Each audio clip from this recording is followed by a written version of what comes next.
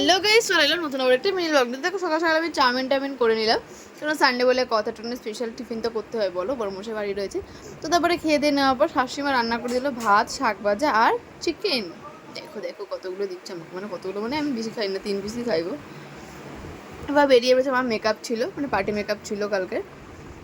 দেখো বেরিয়ে পড়েছি বর্মশাইয়ের সাথে, গিয়ে সব কিছু গুছিয়ে নেওয়ার পর মেকআপ তো আমার কমপ্লিট হয়ে গেল। এরপর বর্মশাই এসে কী নাটক করলো, ব্যাগগুলোকে নিল শুধু ভিডিওর জন্য, তারপরে আমি তো হাতে করে নিয়ে বসলাম, দেখো হাসছে আবার। দেখো কী অবস্থা, আমি 3টে ব্যাগ নিয়ে বসেছিলাম। তারপর বাড়ি ঢুকতে দেখলাম ভুদর নিয়ে চলে এসেছে রথ, সেটাকে একটুখানি টেনে নিলাম। এরপর চলে গেলাম ষষ্ঠীতলায়, তারপরে বিধ্বস্ত অবস্থায় আমার, আমি একটা কিছু খাইনি, কিছু দেখিনি, কিচ্ছু করিনি, ঠাকুরটা নমস্কার করে চলে আসতে হয়েছে, তাহলে আমি ওখানে সত্যি মরে যেতাম। তারপরে চলে আসছে আমি পাতুলিয়া কোয়ার্টারে, একটু নমস্কার করে নিলাম রথটাকে। বাড়ি চলে যাচ্ছি, বাড়িতে গিয়ে ভাত খাবো, চিকেন। দেখো আর এইভাবেই কাটালাম আজকের দিনটা। দেখো নেক্সট কোনো মিনি ব্লগে, টাটা।